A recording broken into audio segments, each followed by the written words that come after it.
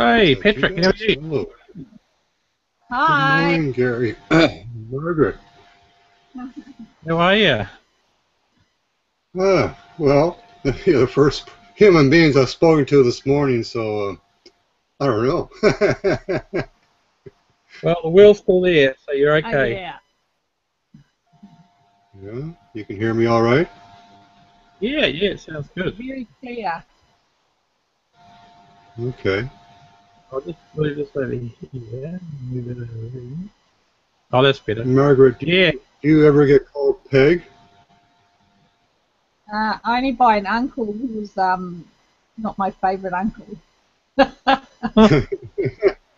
I had a sister, Margaret, who we called Peggy. Yeah. Yeah. My nickname is Margie. Pardon? My Your nickname? nickname is Margie. Yeah. Okay. Okay. So Can you hear Gary, us? you're the tech. Oh, that's better. Margaret, Yeah. do you ever get called Peg? Only by an uncle who's not my favourite uncle. I had a sister, Margaret, who we called Peggy. Yeah. Yeah. Yeah, hi, sorry. Find another one. I was repeating it. This thing Yeah. is recording back at us. Yeah, there's a slight delay when the live one goes out, so I don't know why it does that. But, yeah. Slowly. That's the key. That's the key. So how's it going in the Solomon? Terrible in terms of bees. Oh, okay. Oh, what's going What's on? happening? Well, a bit of history here. The British brought the European bees in the 60s. And until this year, nobody that we know of has brought in any queens since. Now, earlier this year, the egg department brought in some queens from Western Australia. Of course, put them in quarantine, often in a different province. And either they don't want to send them over to us, we're at the other end of the country, or we can believe the rumors, and most of them have died. All but 2 hives have died. Oh, okay. Well, that's no good. So I'm thinking about going the route myself, but it means getting, obviously, quarantine certificates both ends and all the rest of it. So my hives are very small. Right. Do you guys have a winter at all? Now we have droughts. Well, no. What do we say in bee parlance? Yeah. It's wet and it's dry. Yeah. You're quite near the Mostly equator, right? wet. We're 7 degrees south of the equator. Yeah. Yeah, it's like we went to Singapore and they don't really have a winter, do they? It's just all, it's just all different levels of stuff. Yeah. Yeah. When I started a couple years ago, I thought that maybe, we might have 3 or 4 seasons, or what you would call a season, in harvestable times. But I've only been able to harvest about 7 liters so far over 2 years. I've got now 6 hives, but 2 are queenless right now. Yeah. It must make it really frustrating.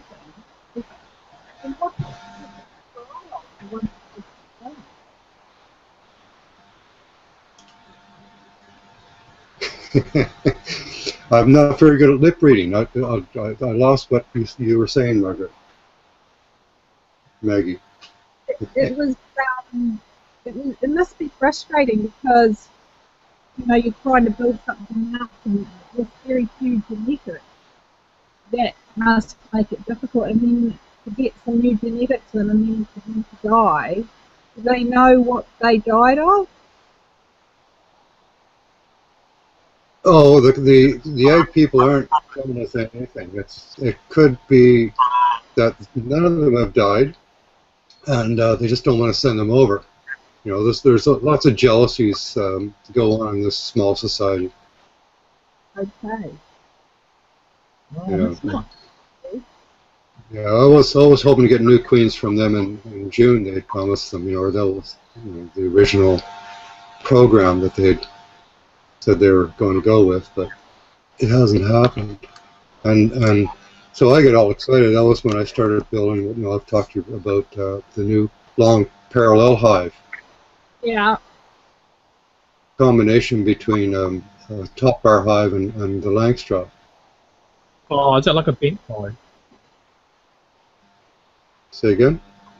Like a bent hive. It's like a normal full size box, like a top bar, but using normal frames. Yeah. Right. I can put normal frames in, and which means I can also put in your top bars or just your flat. I use I didn't bring one in. Yeah, well, like this. This is a shallow one, and so flat, and then I just use a starter strip. Oh, Okay. yeah. Glue it in black with beeswax. Yeah. So I really enjoyed your pod with Michael. Michael. Oh, Michael Bosch. Yes, isn't 40 years of experience, and he's a carpenter to start with, right? So he's brilliant. But what he was talking about, don't put anything on there. I mean, try to give them a point to start from, and let them put their own wax on. It's much stronger than anything we can do. Yeah, I'm going to give it a go this year because he does. He makes frames with a 45-degree angle. To let them. Yeah. So I might get a go this season. Get on with it. I started that, and I didn't like having my finger so close to the saw blade. The way my setup is not real good for making 45-degree angles on a little 1 3/8 wide piece of timber. Oh yeah, I think what I'm gonna my risks of beekeeping. Oh, it's not worth losing your finger. But yeah, what I was gonna do is get a long bit and just measure that out, and then only cut the end bit, not put the 3/8 in there straight away. I started off with a normal bit of wood. I heat them coming in. And yeah, just get it out. Follow the beeline. And yeah, You're right. Start with a wider piece. Yeah, safety first. Yeah. It's hard to do beekeeping without any fingers. Hey. Oh, but someone else now. Good. Hi. Hi. Is it John? I can't remember. Is it John? I think it's John. Oh, sorry, that's your dog. That's no.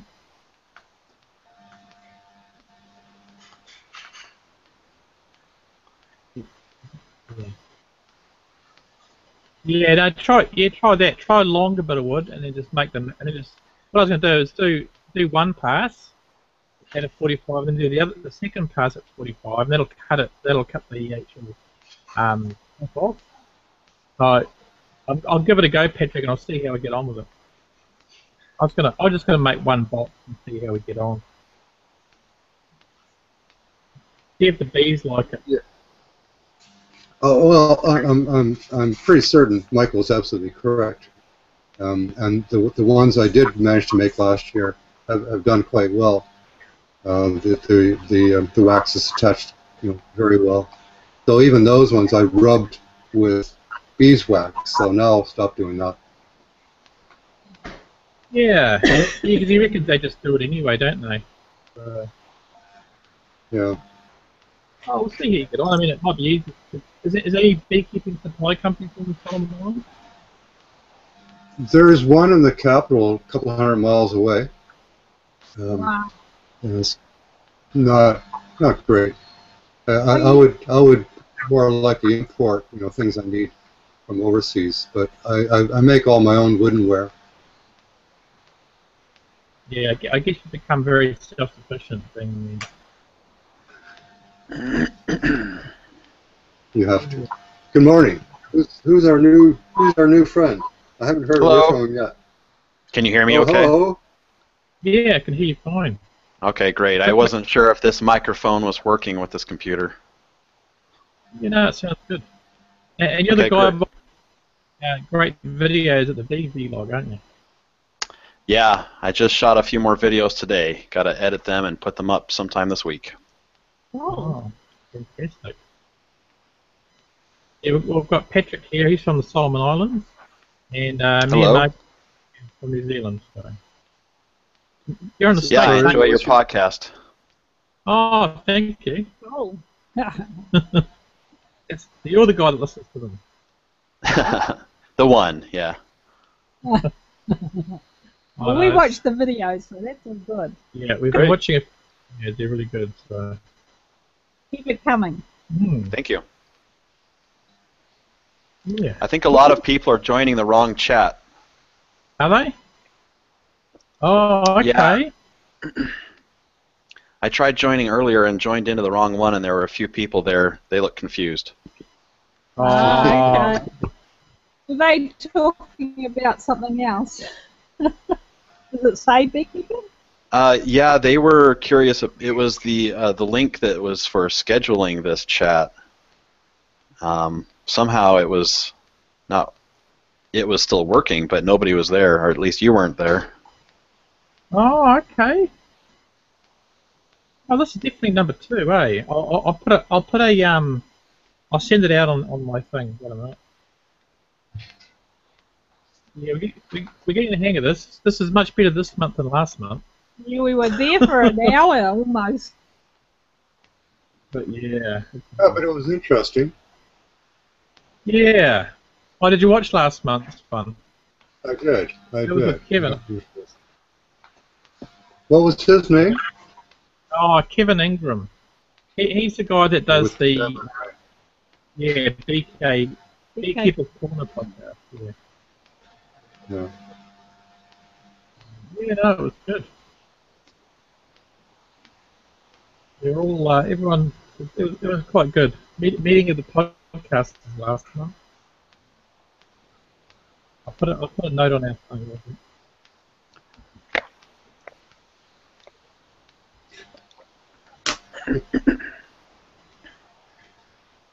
Mr. Bevoig, where are you at? I'm in Oregon.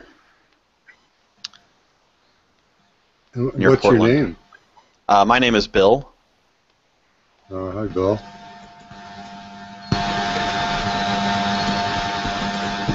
How long have you been at this? This Bee is my stuff. third. Yeah, this is my third season. Okay. Okay, you guys are all senior to me. Well, Yeah. you're always learning. I tell you, we've had some real highs and real lows. Wait, how long have you been doing it, Patrick? Just over 2 years. Well, we've had hives in the yard for a long time, but 2 years ago, I decided when these swarms were going off that I had to learn something about this and do something about it. So I tried to convince my wife and I to take this on. The original deal, she bought a hive to pollinate her garden plants, trees that she's been growing. And the deal was the beekeeper was supposed to come back into the management. Well, he never came back. And then it started swarming. It swarmed twice and within a couple of months of themselves. And, well, this is crazy. It can't be rocket science, but now I'm starting to wonder. Rocket science might be easier. Yeah, it's part science and 80%, I think. Yeah. Yeah, the more you learn, the more you realize you don't know. It's Yes, that. Yeah. you're absolutely right, Bill. You're absolutely right. Yeah, absolutely. Yeah, there's so much to learn, and at the end of the day, they're wild animals, and they just do what they like as well. You know, they don't listen to podcasts or read books. You know. No, they're all out there working right now. You know, as I checked on a couple of my hives this morning, as I had to marry some pumpkins, and they're out there bringing in pollen already. And, you know, none of us hanging around drinking coffee and whatever you have, Bill, juice, water. Water. See, it's 8:30 in the morning. Yeah? It's been raining. Espresso. Yeah. Gary's a bit distracted with getting everybody in here. So Gary and Maggie, your bees you're coming into a spring now, right? So you really they haven't really started on yet? Well, with us, we generally don't have a severe winter, so we are generally with brood most of the year round. This year, I've noticed that some of the hives just had very small clusters, and they've been bringing them for a while. So, but I haven't opened the hives fully. I've just with vaporization, just preparing them for spring, and I've just been doing some mite counts last week, 24-hour mite count, and one hive are pretty clear, and one's got about 30, and the other one's got 8. So I think we're pretty good with it. We've started treatment now for the next 2 weeks, so we're really looking to, we have got orders for the dinner kits for the bees, so we have to look at when we can start splitting. But some of the hives are really, really booming. There's about 2 of them, and one quite small, but they're all bringing in pollen, so there's hope. Yeah, we hope. We had a bit of a bad season with mites and wasps. Oh yeah. Yeah, I heard about your wasps. Bill, your house must be ready to harvest some, are you? Yeah, I just did a harvest on one hive today. Okay, awesome. So that's it for my season. I had 3 hives that I harvested this year. 2 of them I split as I did the harvest. And this last one really wasn't ready to split. Our mating season is coming to an end. And what do you do with your splits? Do you keep them or do you sell them on? This is my first time doing splits, so it's kind of an experiment. I want to see how well I can overwinter the nukes. Okay. So you waited the 5 or 6 week period, and are they doing okay?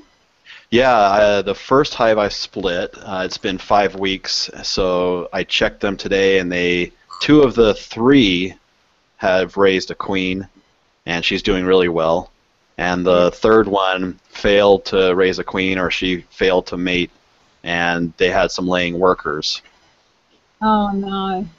So I shook that hive out, and so I have just the 2 from that one, and I have another 2 splits from another hive that I'm going to be checking again in 2 weeks. So what will you do with the hives you shook out? Just the one.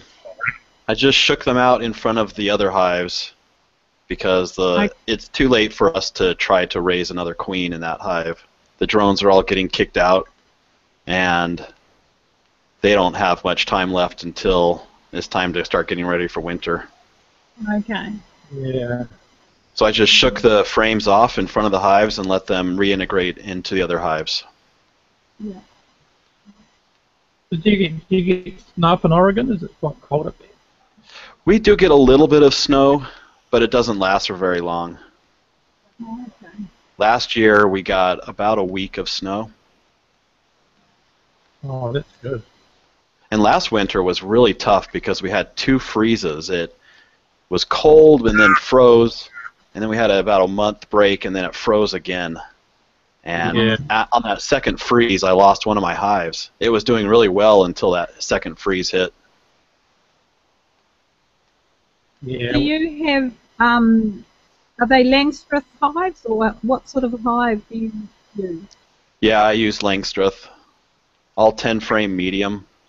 Okay. It's a 3/4, eh? Yeah. Yeah. And Yeah. Patrick is looking at doing what we call here in New Zealand a bench hive, which is the same dimensions of a Langstroth, but it's a lot longer. Hmm. Yeah, I have You want- 4, like, one Kenyan top bar hive, and this new, what I'll call a parallel bastard. Oh, they look like coffins, some of those ones, that's for sure. I think here we call that a long hive. Yeah. Yes, a long hive. Yeah. But it's going to be a combination. I can put your Langstroth frames in it, and I will use those Langstroth frames for the brood. And then when I see them starting to make honey, then I'll put in my bars, Yeah. and let them. Then they'll turn to the top bar hive. Yeah, our top So it's bar been hive, pretty interesting. Go ahead, Megan. our top failed this year. It was a swarm, and it was doing really well, but it's been robbed out by wasps, and despite keeping an eye on it and everything, the wasps just hammered it, and the colony, which was doing pretty well, is gone. So we have quite significant losses this year. We probably only have about 5 hives left now. So we're just waiting to see what the hives with the small clusters are going to do, whether they'll survive. But these have been quite hungry. I heard about your wasps last week. You were trying to track down their nests, and you're going at them with your vacuum cleaner around your hive. Have you had any luck with tracking down the nests? No. No, we got close, but we live really near the cliff, and it's really difficult to find them. I got within about 50 meters of it, but I gave up because it was under rain and. We have a lot of heavy rain where we are, so we're hoping that the little buggers are getting drowned. Yeah, okay, what's your annual rainfall? That's a really good question. A lot. A lot. Yeah, I'm not sure. But Well, for our American friend, 3 times, about 10 feet of rain is what we get here. Wow. That's huge. 3 meters annual rainfall a year. It's a lot. Yeah. It is a lot. So you'd have to have all your hives up off the ground. Oh yes.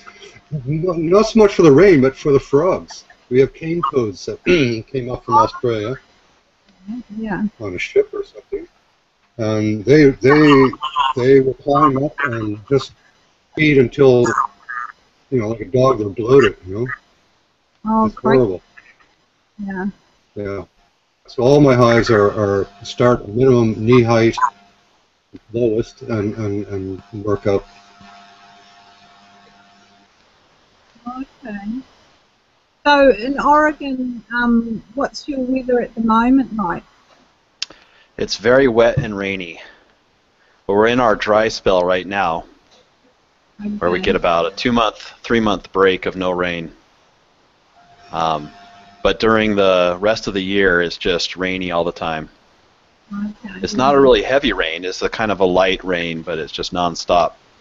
Okay. I'm trying to look up our average annual rainfall. It's only about 40 inches a year, Yeah. Yeah. but it's just nonstop. Yeah. Yeah, we get carried by rain for 3 weeks in a row. It's been an interesting season because we've had drought and we're on camp water. So we also got to a period where we thought, well, is it going to rain? And we ran out of water twice this year, which we've never had before. And now it's just raining 50 months. I think it's going to either. Gary, I'm having a hard time hearing Margaret. Bill, are you getting the same thing? Yeah, I'm hearing a lot of static. Okay, well, maybe Margaret, yeah, a little bit closer. Cuddle up, you guys. That's it. It's very demanding. Is There that we better? go. Yeah, much better. Okay. I'll talk louder. Yeah. Gotta talk louder. Talk into the mic. There you go. We must get some headsets. What? We've got some. Yeah, No, I mean, that's one thing there. Oh, yeah. Yeah, micro, yeah. Like Bill has on. It looks funny, but it works. yeah. We've got headsets, but we've got one main mic. But we'll have we'll buy some little cheap headsets this time. Are you telling me that the podcasters are having problems with a mic? Oh, yeah. Absolutely. Yeah. It's all the magic of behind the scenes. Amazing what you can do with editing. Bill, am I breaking up on you? No, you sound great. Okay. There was a buzz sound, but it seems to have gone. Margaret, I could have a spare set here. I could pass you. Oh, Yeah, that's it. thanks. We appreciate that. I know we have got one over there, but we'll have to. Yeah, we'll sort it out. So what's next for you guys for the Solomon Islands? If you've only got very few genetics left on the island, you're just going to keep splitting from your original hive? Yeah, that's how I made bees, and that's what I'll carry on. That's really all I can do at this stage until we can get some queens imported. I'll just carry on splitting the strong hives, obviously, and that new hive I've talked about, I have not put bees in yet because I'm waiting for. We just had a 3-week period of rain and lots of wind, and let them recover from that and let the hives build up again, and then I'll split one of the stronger hive. And I think I'll probably put one in each end of that long parallel hive. Yeah, I have observation windows in, so I can watch, and it's in my yard, so it's I can watch them daily, and then if if one gets over past the middle mark, then I'll take the other smaller hive out and put them back into a Langstroth setup. Yeah. And that's the neat thing about that. That other Kenyan sloped-sided thing has been very frustrating.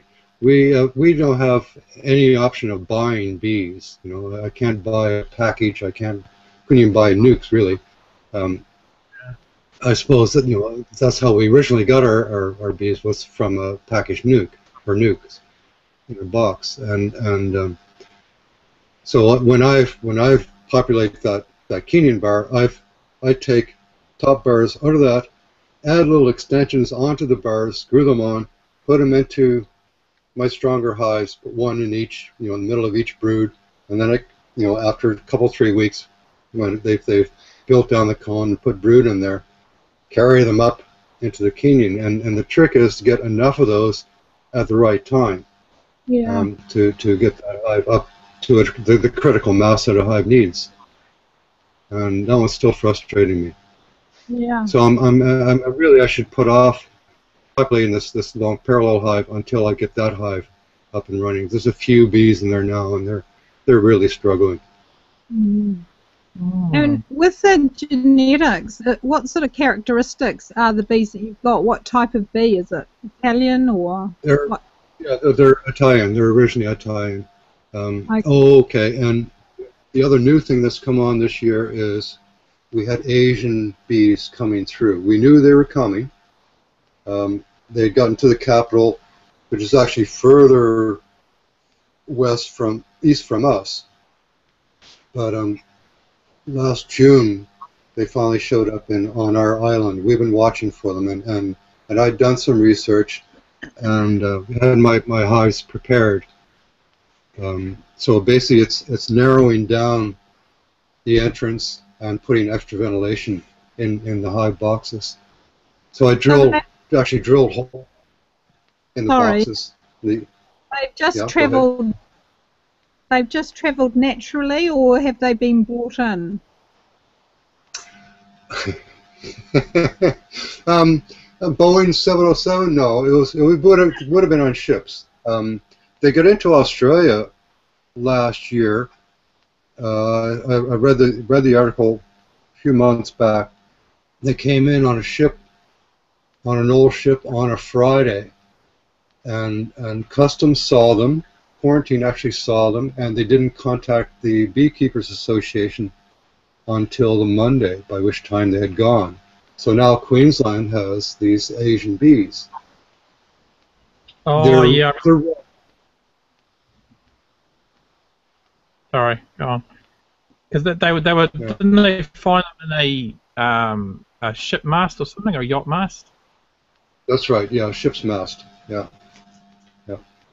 Yeah, because they were Now, concerned. my biggest worry, I think I can keep them under my hives, but the biggest worry is they're bringing in the varroa mites, which until now, the only varroa mite I have seen has been on YouTube.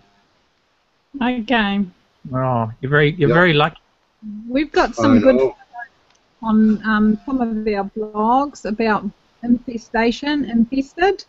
That's a blog that I did about a hive that is still alive today, and that's got some really good photos on there if you want to have a look at that. And our wax moth, we had a wax moth issue at the same time, so if you want to have a look, it'll give you some real good photos to see what they're like. But they're vicious, and they bring viruses, and we've had losses from them as well. Deformed wing virus is quite significant this season. We're coming into the new season, but last year deformed wing virus was quite prolific. So Patrick, it's something I will have to. Go ahead, Bill. I have some questions about the Asian bee. Is this a concern for your island, having the Asian bee there? Or are they considered invasive, or are you excited to have them there? Are you glad or sad? Yeah, well, sad. I mean, they have wiped out all the European bees on Guadalcanal, and places where they weren't ready for them. As I say, you can deal with them by reducing your entrances and adding more ventilation to your hives. But people who weren't ready for them had their hives overrun. They go in and they rob the honey out. They don't kill the bees. They just go in and rob the honey out, and of course then the bees starve. So it's Plus they're bringing the varroa. Can they not be managed like the European bees? They're from what I've read, they go after an area that has food in it, build up their hive, swarm, go to the next area that has food in it. So that I mean, when they swarm, they all go. Is what I understand. So they must be having a great time in the Cairns area of Australia, where there's all those sugarcane production. Yeah. Because they're worried about them bringing in varroa mites, aren't they, into Australia? That's right. Until now, Australia's been fairly free of varroa mites. I didn't realize New Zealand had varroa mites. When did you get varroa mites? Or have you always had them? Oh, about 2000. You know. They're quite recent. Yeah. Yeah. Hopefully, the South Islands, I only just got them last year, so it's slowly spread down from the North Island down to the South Island. So I think Yeah. Stewart Island at the very bottom hasn't got them yet. So that's it. Otherwise, everyone's got them. Yeah. Well, Meg, I will look at your site and look at that because I have to be ready to watch for it. I have had your moths. Okay. But that's her climate. You know, if the hives aren't strong enough, for instance, I can't put wax on a frame and leave it. I've got to. Okay, here's a frame that's been sitting in my den. It's never been in a hive yet. I don't know if you can see this, but already there are holes in it. From what? They normally only go for in New Zealand they only go for the ones that have had brood in them. They don't generally go to ones with just foundation. Well, this is not wax moth. This is probably cockroaches. I thought it was wax moth. Well, we have them too. Just here. I don't know why cockroaches. Mind you, it's because I do bookkeeping and I bring in old people's boxes of crap. Oh yeah. Yeah. You need to get all their books. yeah, but then that's harmful for the bee gear, so you have to be careful. Yes, true. Yeah. Yeah. So even our egg guy here says, don't put your wax in your frames until the day before you're ready to put them up in a hive. Because it's so humid here and so hot that things grow everywhere. I mean, I've got to treat myself for any of these things at least twice a year. Keep the fungus off. Yeah. What about a sort of a chiller system, like a small unit to keep all the frames chilled? Would something like that work? I like sure. a fridge. Not necessarily the way of a fridge, but of a fridge. Yep. chiller. Yeah. Chiller. Well, chiller requires refrigeration, requires electricity, requires lots more money outlay. I see. Exactly. Okay. And then where would you put your beer? Right. There's priorities here. That's right. It's a hot day. You got to have a beer. Oh no, that's awesome. So, Bill, what's happening with the surviving hives? What are your plans now? Are you reducing them down after you've done your extractions? Yeah, I reduce them down. I don't do any kind of treatment for mites, but we do have mites here, and they are a problem for us. I just try to breed the ones that survive so that those genetics can be carried on. Yeah. That's Do you good. have mesh bottom boards? Yes, I use a screened bottom board, but I'm not completely sold on it yet. I want to try some experiments this coming winter and next year with a solid bottom board. Not necessarily for mite management, but I've noticed that with the screened bottom board, the queen doesn't like to lay eggs down in the bottom box. So as soon as I start adding more boxes, she moves away from the bottom, and they fill that bottom up with pollen, but it's not used for brood. Okay. Oh. Do you have your hives? Because we've noticed that with the mesh bottom boards, if they're on the ground, they are more likely to get splash up. They are more likely to get wandering insects coming in. So all of our hives are on stands, which are about 20 to 30 centimetres or 12 inches off the ground. And that's made a big difference. And because the rain is so severe here, the hives get very damp because we only use woodware. So, but that has stopped any issues with damp in the hive. Yeah, I have my hives raised off the ground as well, about 2 feet. Awesome. And we still get a lot of dampness in the winter. I'm trying using quilt tops or the quilt box, and that seems to help keep things dry over the winter.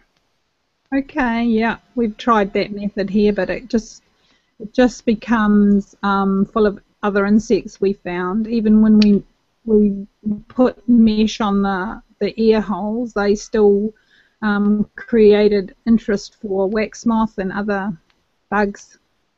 Yeah, I had a problem with that. I was going to try the quilt boxes as a year-round thing, but in the early spring, one of my quilt boxes was growing a colony of ants, and that hive absconded because they didn't like the ants. Yeah. So I took all the quilt boxes off, and I'll just try it again as a winter-only solution. Yeah.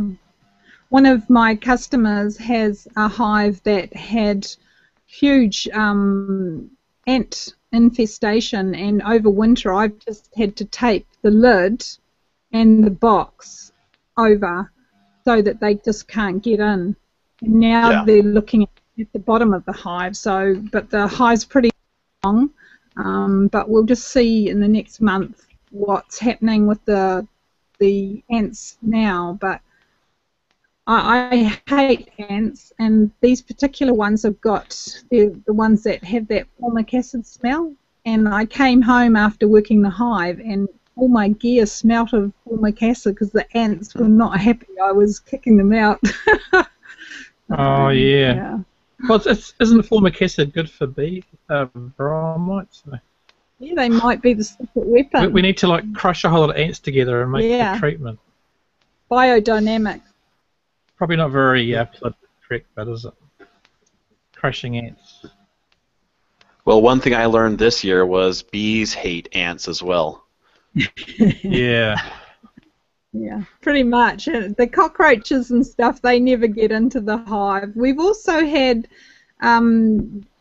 slaters. I don't know if I haven't got any pictures of them, but they're like a tiny, weeny, half an inch maybe, insect with long antennae, and they have been sitting at the entrance under the entrance reducers, and they don't go into the hive, but they are. I hate them. There's so many of them, but this year's been really prolific for them. Oh, yeah. I have a question about what you're making your bottom boards out of, your screen bottom boards. What I've been reading is what we're supposed to use, number 8 hardware cloth. Well, Solomons nor Australia know what number 8 hardware cloth is. Oh, okay. Closest I can is what the screen they use in gutters, gutter screen they're calling it. Yeah. In New Zealand, what are you guys using? Gary's created a Kirimana mesh board, which has a treated timber base, and it's 3 sides. And well, what's the mesh? Open it from the back. He puts in a slot for an inspection board. I'll send you a link. It's this one here, 6 mesh. Yeah. It's 3.4 mil hole. Yeah, and then he puts a mesh in it, stainless steel, which allows for the mites to fall through onto the inspection board, and then he's got the rim to bring it up, and the frame he uses, which the mesh is stapled to, is macrocarpa, which is a very dense wood here. Yeah, it's like cypress. Yeah. Almost. It is one of the cypress trees. Can you see the if you look at the show note or the Hangout page, I'll put a link there of the one we use. That will stop cane toads trying to get up. Oh, it'll stop everything. Yeah. you can get a bit of a smaller one as well, which will still allow the mite to drop through, but may stop other insects coming up. Because this year I did notice that the wax moth was quite prolific as well, so they were trying to get in, but the bees generally will kill them. Yeah. I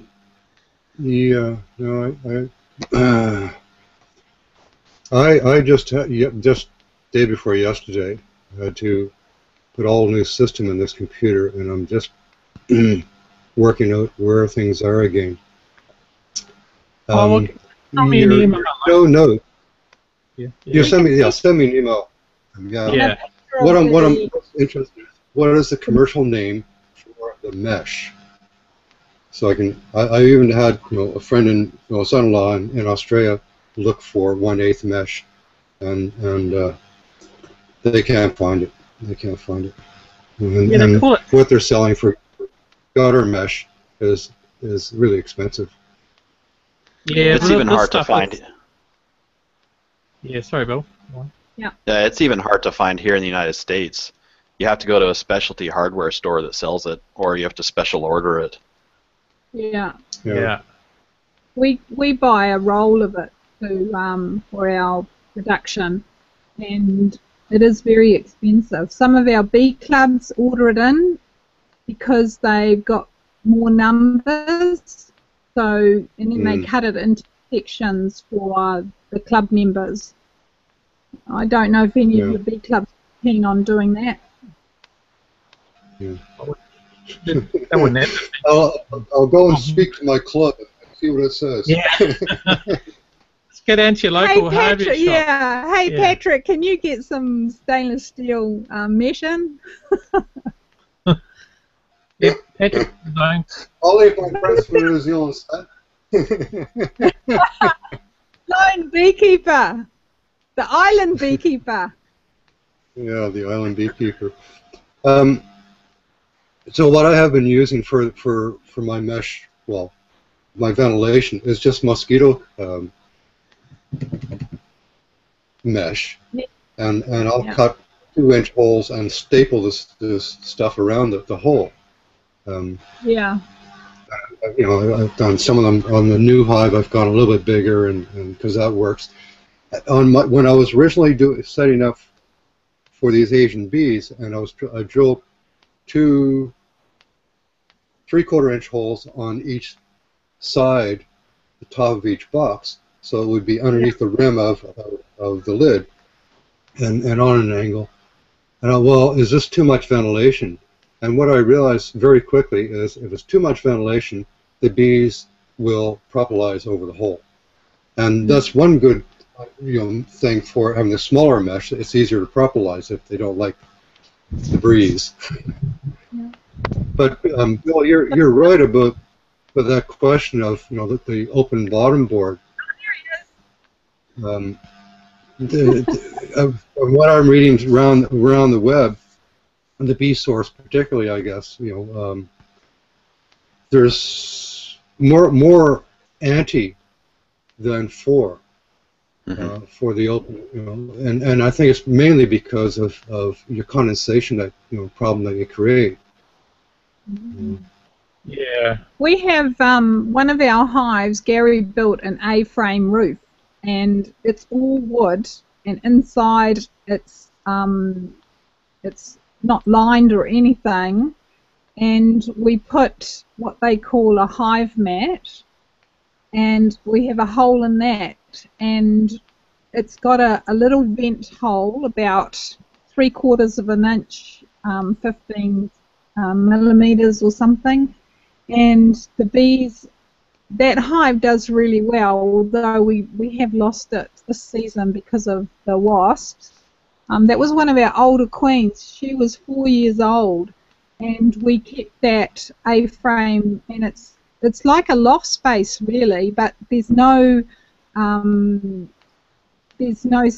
sawdust in it or any straw or anything like that, and the bees, they have propolized it, but they didn't go in there. The hole at the top was about 5 inches, and that hive did really well. And we also had a mesh bottom board, and that one was one of our best hives, and those genetics were extremely strong. So, you know, the other ones are all with a flat roof and a flat roof liner, but they sometimes get a bit of condensation. But this particular A-frame roof has been really significant in a very healthy hive. Yeah, Gary, you were talking about last week about some of your hives being too hot. I mean, when the summer comes on, you get very hot, and you've actually had melting wax, and I experienced that here as well, where in Celsius, 30 to 33 degrees almost year round, and so my hives have to be underneath partial shade. But what I've discovered and experimented with is when we're using corrugated roofing iron, take a full width of that and go by your length and make it a dome shape or a Quonset hut shape. And you just like the A-frame, you take care of that metal heating up the hive. I actually put a thermometer in the flat iron one, and the new style I'm starting to make now, and it's actually 2 degrees Celsius cooler. Yeah, that's in the Quonset hut. Yeah, I've seen people actually make the roof wooden, and then they put like a bit of tin over the wood. That's Sure. Well, that looks nice. That looks nice. Because it gets really the very top of the hive in New Zealand anyway, because you've got tin and you've got like a hive in a cover, what do they call it in America, and then the top frames, like the wax on them, you could just like get your finger and just like put your finger in it. It was like melted wax. It was that hot. Yeah. So I think maybe a wooden top, and then just put like tin over the top. It gives them a bit of insulation. Yeah, it is. But if your wood is flat, which is the way we were making them here, just with make it a 3/4 inch, basically top, and then covering that with tin, flat tin, and that's still too hot. So what I've done, even with those ones, is add. Just take the regular width of your of your roofing iron, and cut it off the 2 feet. You know, so you have your length, and you can make it a little bit longer. Give them an overhang for the front of the hive, if you like, and that takes the heat right off that top. Yeah. So with the bees, by 2 degrees, so it's quite significant. Yeah. With the bees having the cluster, that's where the warmth is. So when you have a metal and the heat exchange between the exterior and the interior of the hive, that's where we've noticed that the condensation can be quite bad. But because we've got in a cover, the condensation doesn't get into the hive. But having that A-frame, which is all wood, but we've just put a bit of the mini corrugation over the top as decoration, basically. But those hives don't get any damp on the frames. With a solid bottom board, we've noticed that in the real heat of summer, the brood is actually getting cooked. So you go in and there's dead bees in the comb, in the brood area. That was one of my concerns about switching to a solid bottom board, is the overheating. Yeah. You could do a double layer on a mesh board. Like you could have a fine mesh further down, then have a wider mesh at the top, but you need to create that jump space for the mites so that they can't get back to the hive. Or maybe some upper ventilation, like using a quilt level, that would help reduce the heat. Yeah, but you're finding that it's only seasonal use for the quilt level. Yeah. I am Yeah. trying upper ventilation as well. I'm actually going to try something new. Normally with a Langstroth box, there's the entire space of the bottom that's open. Some people will put in a reducer, but I'm trying a hole in every box instead. Oh, that's right. I saw your photos on your site because you've got like a round hole on every box, eh? Yeah. How's that working? It's working really nice so far. I think that the bees have a more efficient use of the hole because they can use all edges. They can also guard it more efficiently. It only takes a couple bees to guard. Oh, okay. And So is that a right now, I'm using a 1-inch hole, but I'm thinking of going smaller on some of the boxes, so I can use a cheaper cork. Yeah. If I want to fill it, I can just get corks from my friends and their wine bottles and. Yeah, I don't know too many wine bottles that have 1-inch corks. And when you say friends, Bill, you mean yourself? I'm not a wine drinker, but I have friends who are. Yeah, yeah. Look, honey, we've got to drink all this wine.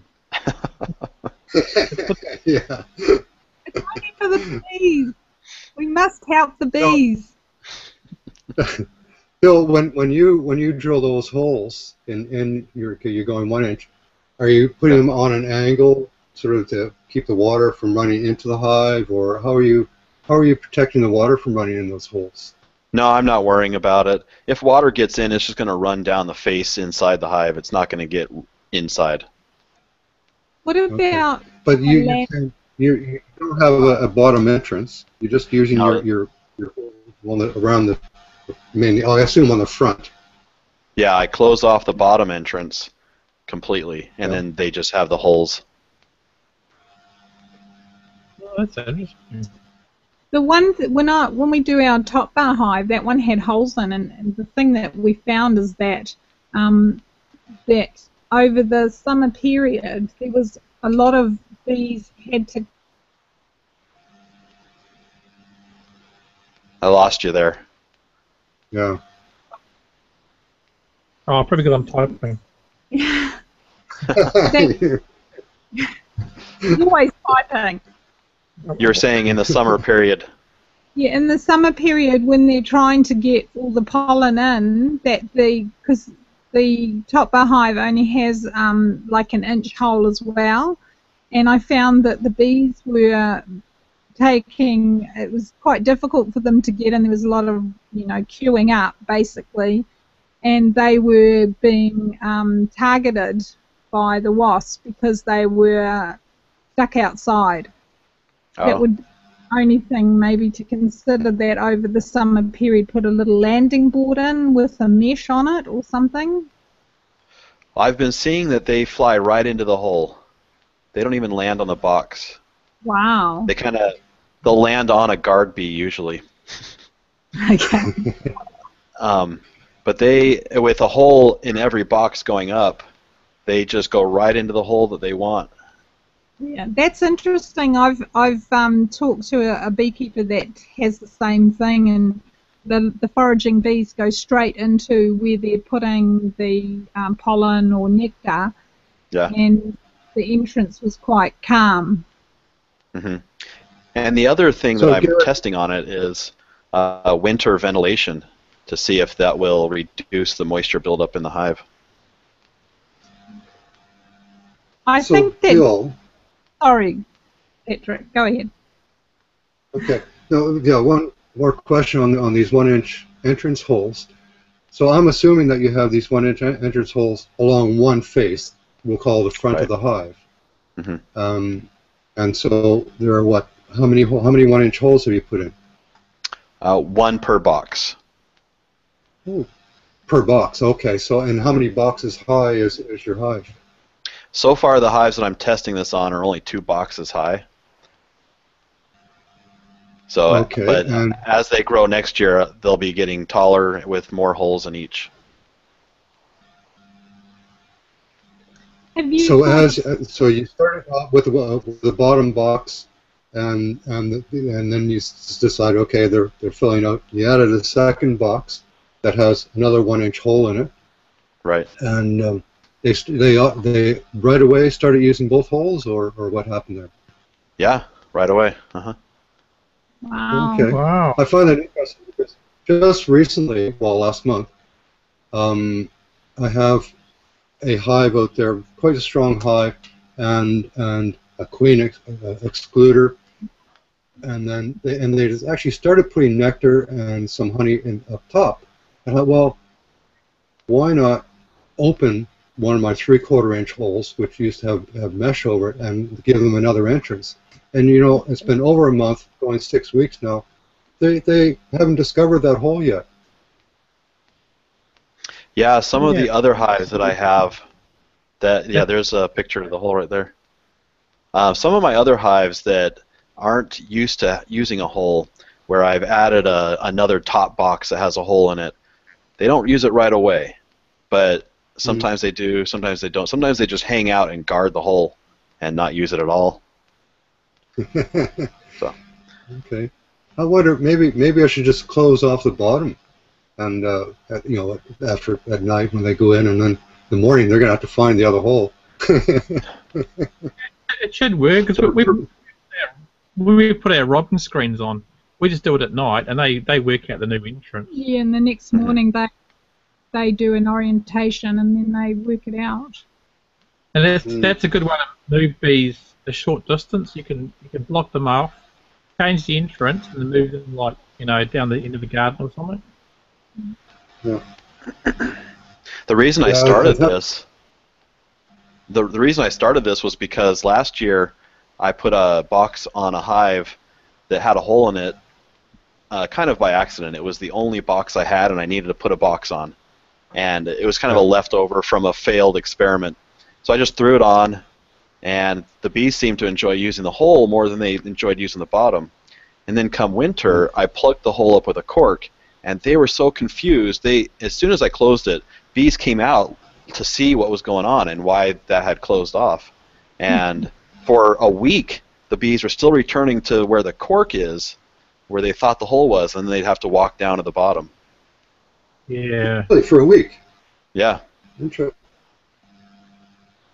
Yeah, it's interesting, because I've had that too. You know the theory about you put branches in front of the hive? We did that, and then I went back to the old apiary site, and there was still a few bees going to the old hive site, so it doesn't get them all. Yeah, I can see for, you know, a couple of 3 days, but even a week later, it's still going back to the exact same place. Yeah. It's amazing. Yeah. Were they robbers or were they... No, they were foragers returning back. They'd fly right to the cork, and then they'd walk down to the entrance. Yeah, I think bees do remember stuff for about a week, because you think about, especially things like the drone mating area, that's remembered from year to year, and it's passed on to generation. They have an memory of a location. Yeah, and it's not even the same drones. It can't be. Somehow they know. Yeah, that's right. yeah, true. Yeah, the genetic memory. Yeah. Because I've had things, if you put if you leave some feed out somewhere, and then like a week later you still get bees coming to the same spot. So they think, oh, I'll try my luck again. So they must remember stuff. So it's not, it's not like every day they start again. Yeah. Right. Yeah, very, very. It's phenomenal, isn't it? That genetic memory that's passed through how they do it. Lord knows, yeah. You know.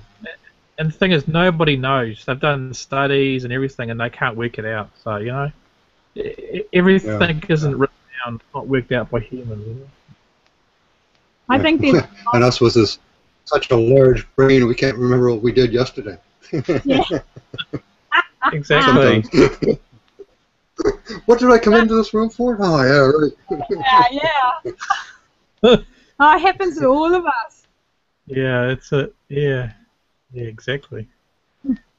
We get that all the time. No, you more than me. Oh, okay. Yeah. Just, Of course. was a few people Bill, listening. inspired by your whole entrances, and I would suggest, so even like Gary was talking about, for robbing, you can put a 1-inch nail, just to divide that hole in half if you want it. And I was saying even my 3/4 inch holes, a nail, a little tiny finish nail through that is going to turn it to 3/4 inch, perfect bee space, the 10 mil. Sorry for our New Zealand friends. Yeah. You know that 10 mil, being a smoker, I know this, 10 mil, our bee space, 3/8 is the exact size of a cigarette diameter. Really? I thought Yeah. it's about 8 mil bee space. 3/8. That's a thick cigarette. Is that a cigar? Obviously, No. smoke. No, only the bee. I get enough smoke from the bee. Yeah, Yeah, I just about got knocked out today with my smoker. I had it propped up on one of the hives, and as I was working one hive, I just got a face full of smoke. Could hardly breathe. It's not good, eh? And they say being a beekeeper is healthy. I don't know. Yeah. That's one of the things that with the beekeeping classes that I've started doing is that there's so many risks involved with keeping bees, and some of them are just so simple, like dropping your hive tool and standing on it. You can injure yourself, and just things like that a lot of people don't sort of pick up on. And once you're in the hive doing inspections, you're so interested and involved with that you sometimes miss some other things and cause an injury. So, I think the biggest risk is lifting heavy boxes, eh? oh yeah. Yeah. Well, you hope to have heavy boxes. The biggest risk is dropping a box of bees. Oh, yeah. I've done that. Yeah, you don't do that once, I think. Gary did one, and I had one that fell down because it was too close to the edge of a bank, and the boxes fell down, and we could have lost the queen. But and it rolled down the hill. You could see it rolling down the hill. Oh no! Yeah. They weren't very happy after that. They were not amused. That was the oldest queen, so she was pretty resilient. I'm surprised she survived that. Yeah. 4 years. Yeah. Yeah, but we moved that location because it was right near the edge of the hill. It was a bit of a bad location. Yeah. I have one, 2 hives set on not just back from the edge, and I normally just work in my flip flops and shorts and my and even a singlet, but. Okay. But when I'm, if I know I'm going to do something, disastrous, and I'll put my gear on. This day I put my boots on as well, and I went down there, and I slipped, and I almost rolled down the hill, and I realized there's nobody around here, I mean, I laid on the ground for about 10 minutes, catching my breath, going, ooh. Yes, it could have been so different. Yeah. But thankfully, I hadn't knocked a box of bees over that time. So, Gary, what was your worst experience with your bees so far? Oh. Sorry, Gary, Bill. Bill, yeah. Oh, Bill. I'm sorry. What was the question? Since it wasn't addressed to me, I wasn't listening. What's your worst experience? Worst experience. The worst experience, I think, is doing cutouts, removing them from a structure, because it's just miserable work. It's you against the bees, and the bees don't bother you so much, but they just get in the way, and they get in your clothing. You get stung on accident mostly because they're in the way. but it's Yeah. a 8-hour. Sometimes it can be an 8-hour all-day job of just cutting comb and rubber banding it into the frames. I think that's the worst. I don't like doing it anymore. I did 4 of them last year, and now when I get them, I refer them to another friend who does it all the time. It's a lot. It's a lot of effort to get one swarm, mate. I wouldn't do it. Not for free, anyway. Yeah. You know, you I did the first 2 for free, and then I started charging after that. I would. Yeah. I mean, swarms are easy. You can go there. You can probably be home in half an hour. But a cutout, Okay. well, usually, especially when they're in the tree this far off the ground. Yeah. We've had a Really couple that simple. were really easy. We had some that were really difficult and took 3 days to get the bees to toe the line and get in the box. So, but they're all different. Yeah, we had one swarm that was stuck in a hawthorn bush tree. It was like a tree with a lot of thorns, and it was like right intertwined in it. And also there was a wire fence in the middle of it. That was a mission, wasn't it?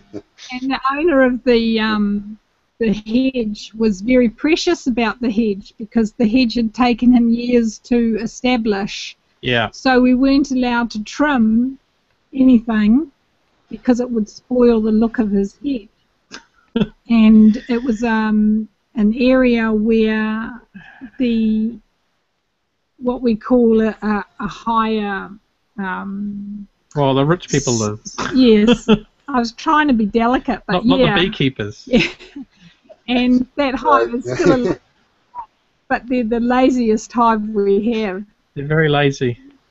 Yeah, we often talk about them fondly. Yeah. But yeah, that was a mission. That was 3 days, and it was quite a drive to get there. It was like a good hour to get there every time. So. Wow. Yeah, I do enjoy the swarm catching. Yeah. If it's an easy swarm to catch. Yeah. Yeah. And you can amaze people with your beekeeping prowess. Yeah. Some of them are a mission. We had one in a tree that I had to climb up a tree inside this tree. It was a conifer bush, wasn't it? Yeah. So I had to try and walk backwards inside a tree with a big thing of bees. And then we had a big sheet underneath, a bed sheet underneath to catch them. We've had ones that were inside a crevice on a brick house, and that one we caught in time and put some, deodorizer in there. Oh, And yeah. the bees didn't like that, and they came out of the crevice because we must have catched them at just the right time. And when they came out, I managed to get them into a box from there. But that was on a second level house, and we've still got that hive. They're quite a good hive, but it's all about timing as well. And Yeah. and there's just the easy ones. You go there and put the box down, the bees go in it, and then you go home. They're the best ones. Yeah. We had a lot last year. We had about 20 swarms last year. Because we're on the local list for the council, so we get a lot of calls from them. We get a lot of wasp calls as well. Yeah. Yeah, yellow. You think you guys call them yellow jackets? Do you have wasps in the Solomon Islands, Patrick? So not to the plague proportions you're getting. I've never seen them around the hives whatsoever. Wow. We have skinks, geckos, frogs. That's So I just have to be careful when I put the hives on. Yeah, we have a lot No of wasps. yellow. Yeah, wasp problems. We call them German wasps here. Yeah, there's a common one, and the German one, and they're both awful. We have a variety of wasps here. Our biggest problem, of course, is the yellow jacket, but we also have the paper wasp, and they're not really a problem with the bees. Yeah. Paper wasps are actually considered a beneficial insect here Yes. because they help control some of the unwanted pests in the garden, and they also pollinate. But the Okay. yellow jackets, I see them scouting around my hives every day. I go out, and there's little yellow jackets hovering around the ground, trying to get up into the hives. That's it. Yeah, And that's what we. And they get stronger this time of year. Now is the season for yellow jackets, where they're building up, as we go into autumn. And we get a lot of calls for people who think they have bees, and they say, I've got a beehive living under my deck, or living in the ground under this tree. And it's always the yellow jackets. And they always go, oh yeah, it's definitely bees. And I go, well, and they're coming out of the ground. I go, I don't think so. They go, oh no, it is. I don't look like. I realized what the problem is the other day when a friend of mine mentioned it. They said that all of the bee costumes you can buy are yellow and black. But bees are brown and black. And they see these yellow jackets that are yellow and black, and they think they're a bee. Yeah. It's more of an, from our perspective, it's been more orange and black colour. And that's one of the things teaching people about the yellow, because as you say, a lot of the yellow and black was kind of taken on because of the bumblebee, and that's flowed over into the honeybee side of things, and yeah, it can be confusing. So we've been trying to educate people that the honeybee is not yellow and black. No. Yeah, they're a pain, aren't they? That's a very, very soft word for it, because I think they are vicious, nasty, and in New Zealand they have, caused people to have heart attacks and die. Wow. And the nests are so huge that people have fallen in them, and they're not a natural species to New Zealand. They were introduced here, classed as an exotic and a pest, and unfortunately the government agencies aren't managing them well at all. And where we live, it's a sort of a bush environment that goes all the way to the beach, about 12 minutes from our house, and they are extremely vicious and extremely prolific, and the rain is the only thing that really does give them a bit of a knockback. But, yeah. Yeah, it's pretty much the same thing here. Yeah. And if I had several what you were saying. Sorry, go ahead. What you were saying about is the build-up for the wasps at the time when the bee colonies are getting less. So you really have to be ahead of the game with that. So we have to reduce our entrances a lot sooner. So that's a hard thing. Yeah, I had several friends last year lose half of their hives taken out by the yellow jackets, even with reduced entrances. Yeah.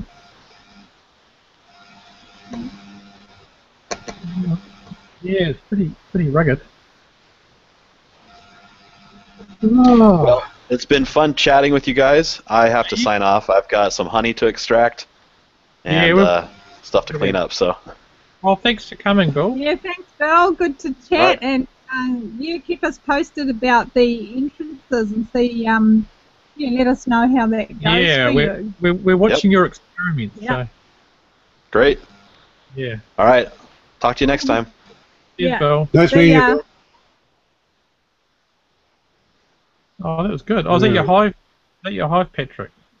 Oh, it's lovely. That's number 3 and 4.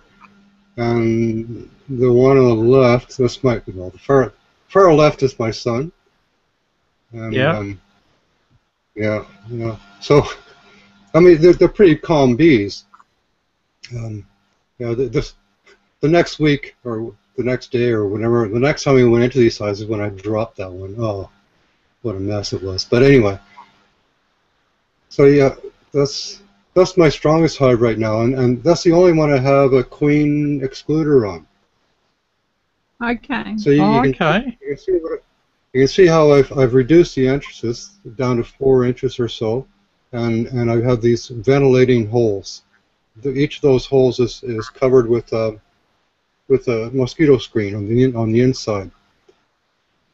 We're looking at the. I think we can only see the long one at the moment. Oh, you're looking at the long one. Yeah. Okay. That's the only one to see. Where's that long one? It's not like. Okay. The long one with the lid up. Yeah, Oh no, the lid's down. It looks like a thatch roof or Okay. something. Looks like a grass hut. Oh, okay.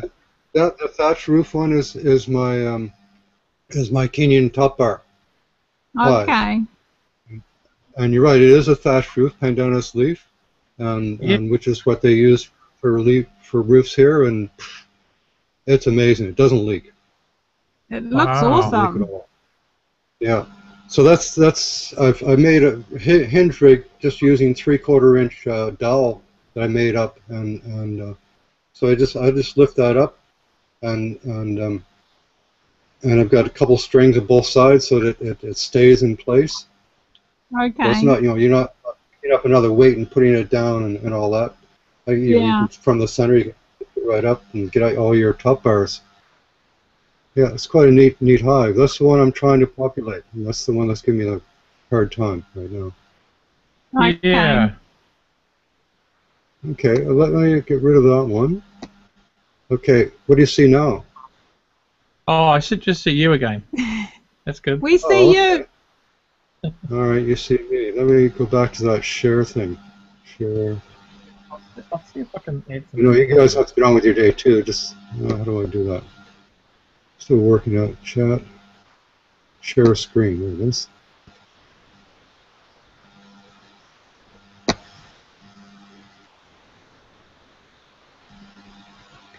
Start share screen. Okay, and that's. Can you see that picture now? Oh yeah, yeah. Wait a Yeah. minute. So that's the brand new hive. That's the parallel hive. Oh, okay. Yeah. So Let's we'll start a nuke size, four frames on each end. I have two of those black partitions. Oh yeah, it looks good. That looks really good. Yeah. So over the top of the Langstroth frames, I'll just put down some linoleum or rice bag. I'm using rice bag for tops, and just make sure it's sealed enough, that bees, there are no holes bees can come up through. Yeah. And that metal iron roof keeps the heat off. It's absolutely brilliant. Putting it into a circle like that, a half circle. Do you think that? Okay, let me show you.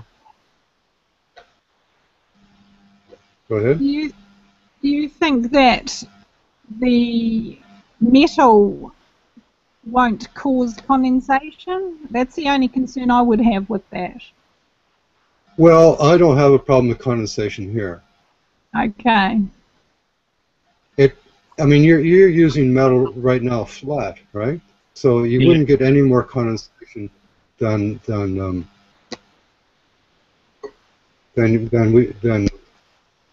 with a flat roof as you would with a round roof.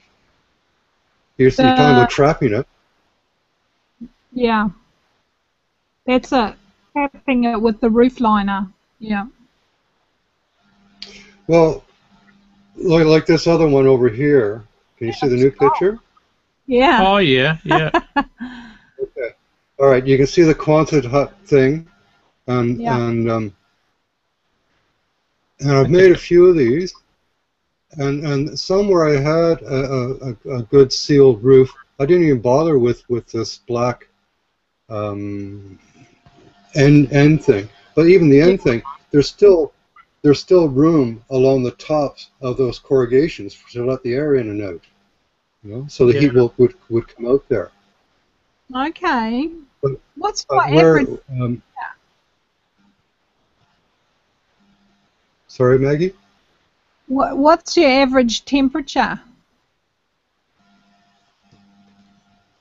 For year round, the coldest it gets would be like 29, and it's normally 33 is the hottest, so 31, 32 degrees is average.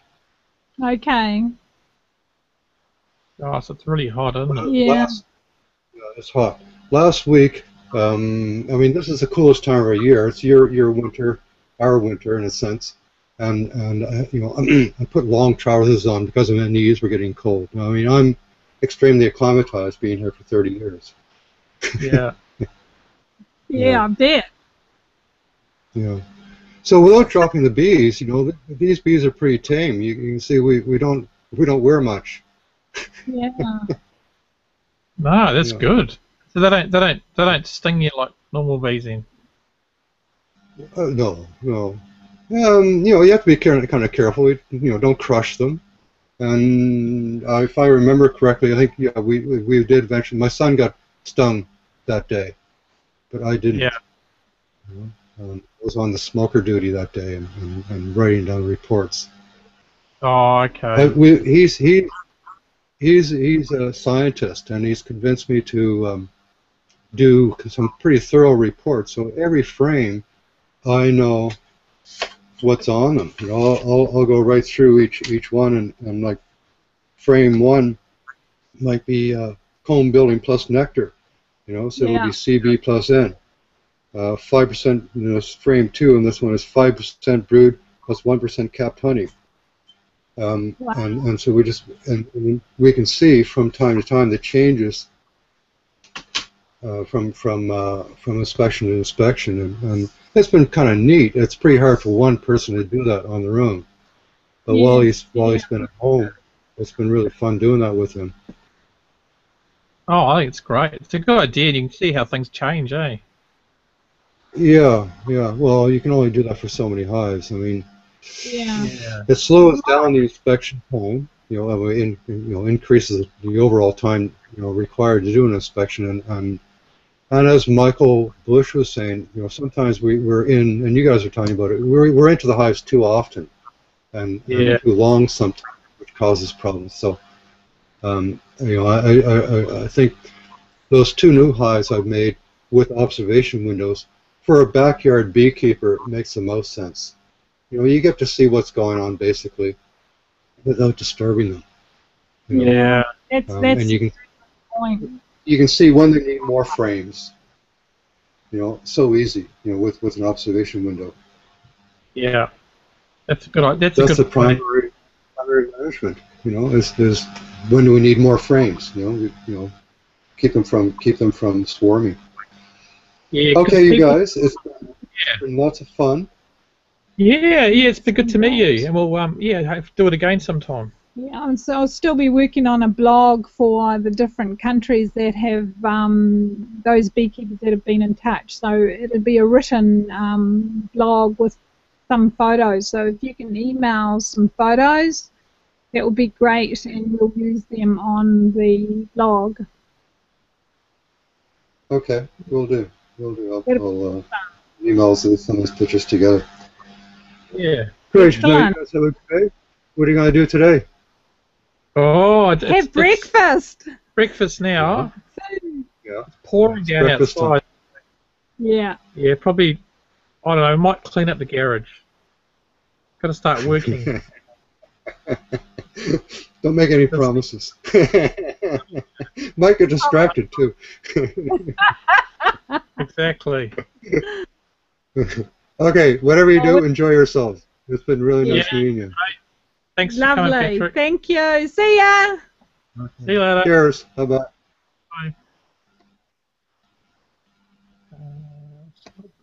Bye.